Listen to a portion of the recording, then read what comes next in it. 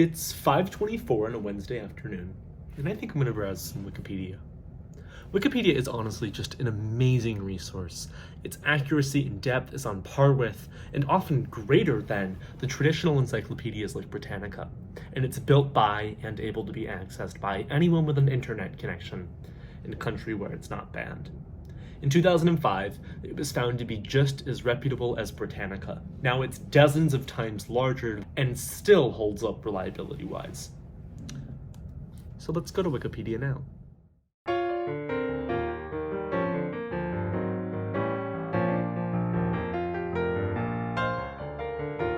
The first option when you go to wikipedia.org is to select a language. Many languages, including English, French, and Arabic, have well over 1 million articles each. Let's say I want to read about World War I. What language do I pick? Choosing how to access this information on Wikipedia has me thinking about something Marshall McLuhan wrote. Quote, "The content of a medium is like the juicy piece of meat carried by the burglar to distract the watchdog of the mind." What he's saying is that the manner through which we consume information affects our understanding more than what's being conveyed. The medium is the message. There's no objective truth that is out there waiting to be compiled or understood.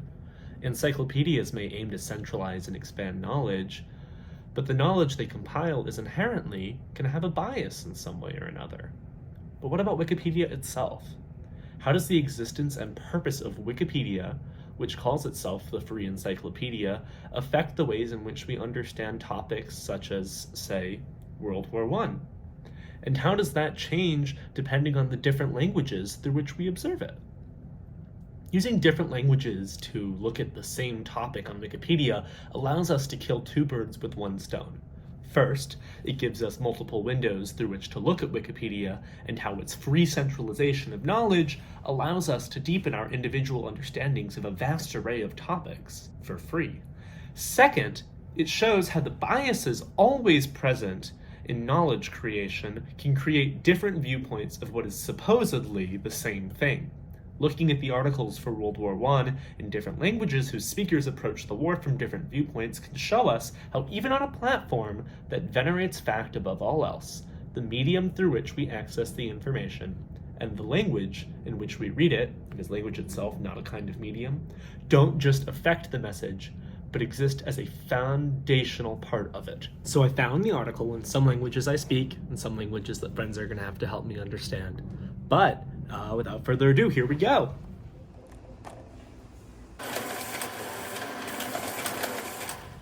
So something really helpful that Wikipedia does is that for longer articles, they'll start each one with a summary to the whole article. So instead of having to read the whole thing to get all the information you need, if you're in a rush for time or you just don't want to go that in depth, you can just look at that summary, which is really the writers pulling out what's supposedly the most important information that you really need to know to get the base level understanding of the subject. And so that's a really good place for cross-comparison, cross-analysis. And so that's what I printed out for a bunch of different languages, and really looking at the similarities and differences both linguistically and structurally in these articles can help show how Wikipedia's structure can really help us see this interplay between medium and message, how our understanding of the subject of World War I is going to be inherently affected by not just reading it on Wikipedia, but the language in which we consume it. Most of the articles that I looked at begin in a similar structure, basically a 2-column one, where on the left we have these summary paragraphs of text, and then on the right we have some more quick information recall, a list of photos, and then the peace treaties, and the result, the territorial changes, the countries involved, and death counts and generals. Chinese is about the same thing, where we have the photos, the results, the countries involved, the numbers of troops. Portuguese, Spanish, just about the same thing. That's true of Russian as well. But there's a different story for German. For German, there's an absence of that two-column system that we've become accustomed to in the other languages. No easy way for the readers to quickly just garner some factual information. Instead, a wall of text and some images and diagrams and illustrations from the time. Then a table of contents and a section titled Background and Initial Situation with subheadings of High Imperialism, Crises, Alliance System, and Balance of Power. The first section in the English article, after the summary, is a brief paragraph on naming conventions of the war. Portuguese also starts with this, where Spanish and Chinese just go straight into background and underlying causes. And after the section on naming, English and Portuguese do very quickly get to background. For the authors of every single one of these articles, the first large section of the article is on the war's background, split into topics like imperialism, colonialism, nationalism, and alliances, like we saw in German. All of the articles link the events under these subheadings to the rising tensions that boiled into the war. Yet only the German article mentions the existence of the Serb government's support for Bosnian nationalists that killed Archduke Franz Ferdinand. Once again, only the German article mentions that his wife Sophie was also killed in Sarajevo. Filled with images, diagrams, and maps of alliances and colonies, it becomes clear across all languages that while the causes of the war are complex and wide-ranging, they all relate to the states pushing against each other in a quest for power. However, important dynamics such as the relationships between European powers and their colonies are only flushed out in certain articles. We'll come back to the causes for the war shortly. But if we really want to talk about how the medium of Wikipedia affects the ways in which readers understand it across all languages, even if it differs from language to language, we really have to look at what makes Wikipedia Wikipedia. Its rabbit hole system of hyperlinks, connecting articles and articles, because that is a crucial part to understanding how Wikipedia facilitates knowledge. The German article lists the German Empire, or Deutsche Kaiserreich, literally German Emperor State, as a participant in the war. And hovering over that phrase will show you the article for the German Empire that existed from 1871 to 1918, and you can go to the page for that article by clicking on it. In English, looking at the list of participants, we see a state labeled as Germany, but hovering over that word or clicking on the link will take you to the same English article for the German Empire. But we have to hover over that hyperlink to see that what's labeled and linked is actually that same German Empire and not the modern German state that exists today. How does any of this link with the relationship between Wikipedia's medium structure and the knowledge process for its readers? Well, this hyperlink system that I'm talking about is a series of rabbit holes where you can learn more and more as you keep going, but you could just as well not click on that link. As the English reader, maybe I could want to learn more about what I'm told is Germany just from reading that brief synopsis at the beginning of the article and discover that I'm actually reading about the German Empire, a separate state from the one that exists today. But if I didn't take that initiative, perhaps I could have assumed that I was reading about modern Germany. Nothing is factually incorrect in these articles, but the different languages' different ways of conveying this information is possible because of the structure and creation of Wikipedia. Wikipedia's medium, a free online encyclopedia without paywalls, allows for this interplay in definitions between Germany and the German Empire that wouldn't be possible on a printed reference only in one language, or one that really standardizes between each language. Yet when I print out Wikipedia, I lose that ability for the hyperlinks. Does Wikipedia lose its Wikipedianness when I print it out? It certainly loses some of those traditional affordances and that hyperlink rabbit hole system. Hyperlinking, I would argue, is crucial to Wikipedia's method of user exploration and learning. That's why, for me at least, holding a printed Wikipedia article feels wrong and sacrilegious. In sum, what we can see here, from the labeling of the German Empire to the hyperlinking system to even the physical structure and layout of each article, is that Wikipedia's medium has a direct and pronounced effect on how its readers will understand the subject matter. Going deeper and looking at specific facts and arguments within each language's version of the article on World War I shows how Wikipedia's medium and structure can lead to readers from different parts of the world taking away different understandings of the concept of the war.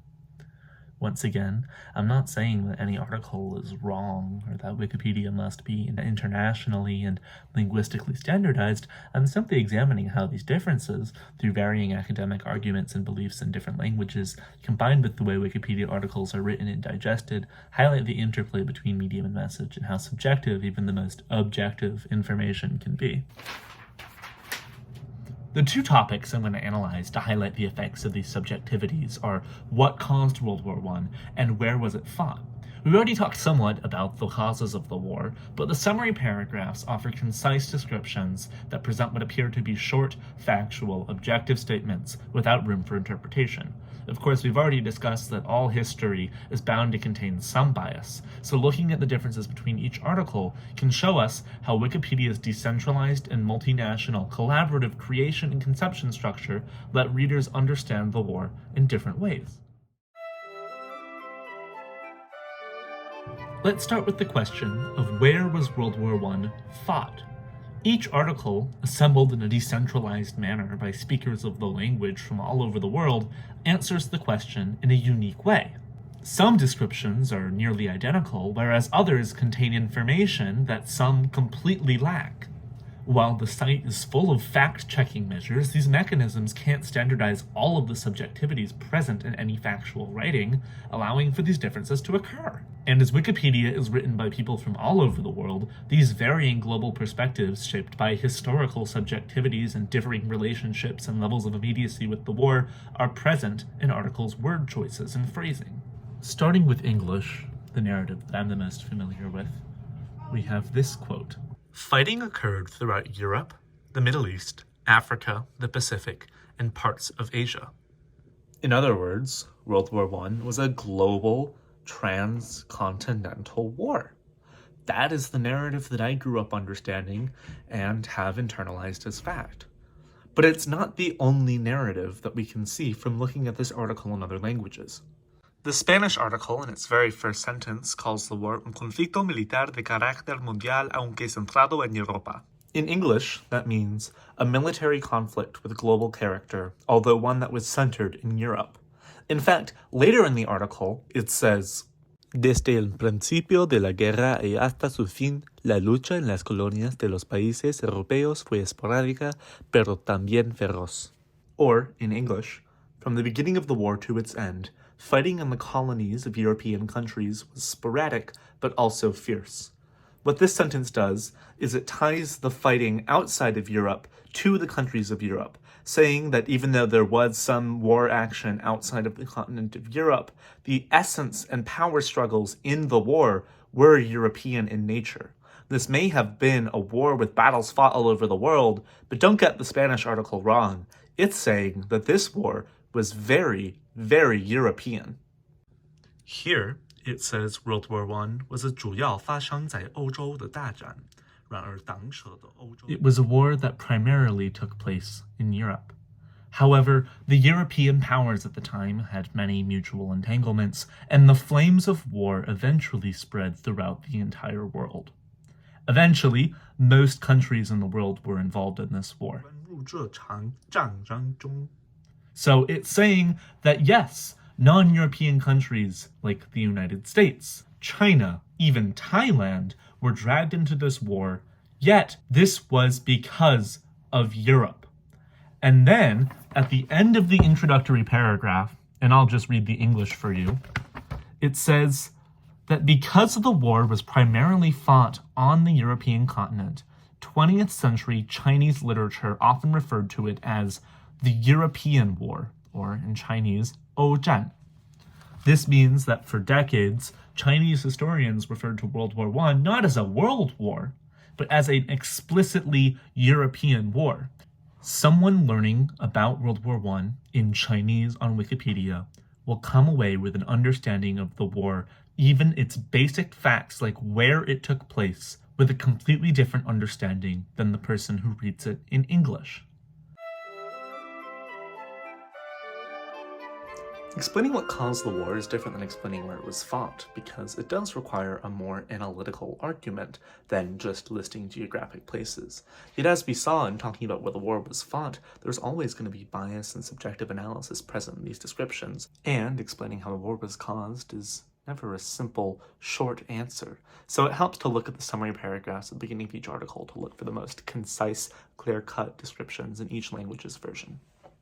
The Chinese article says that the alliance system and the international dynamics between countries in Europe in the years leading up to World War I caused tensions on the continent to reach an all-time peak.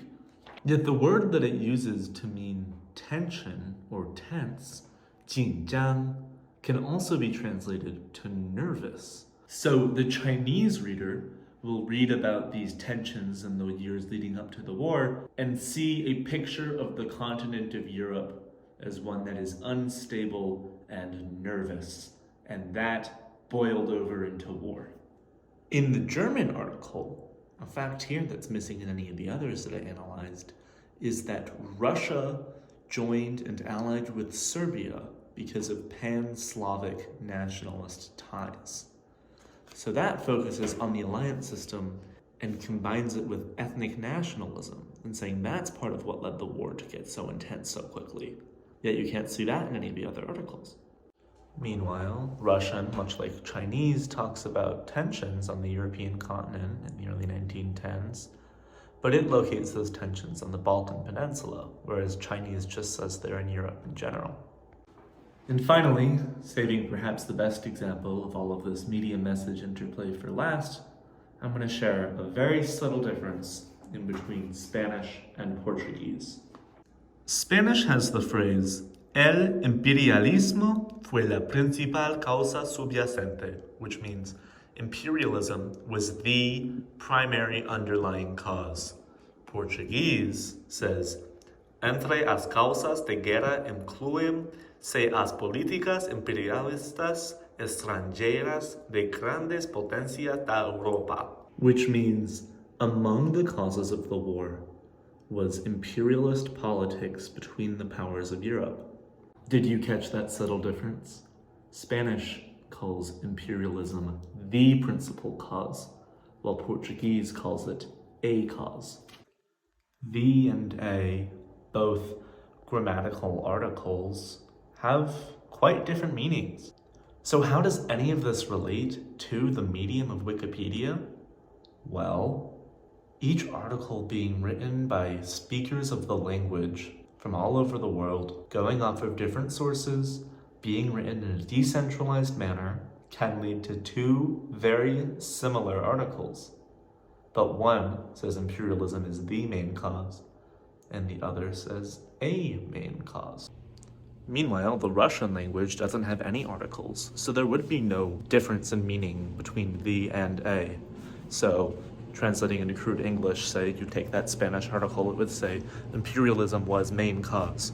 Someone who speaks Russian, therefore, would see no distinction between the and a. So this isn't all about medium and message. There are certainly some linguistic components as well, but we can really see how medium affects message, even in the smallest of instances.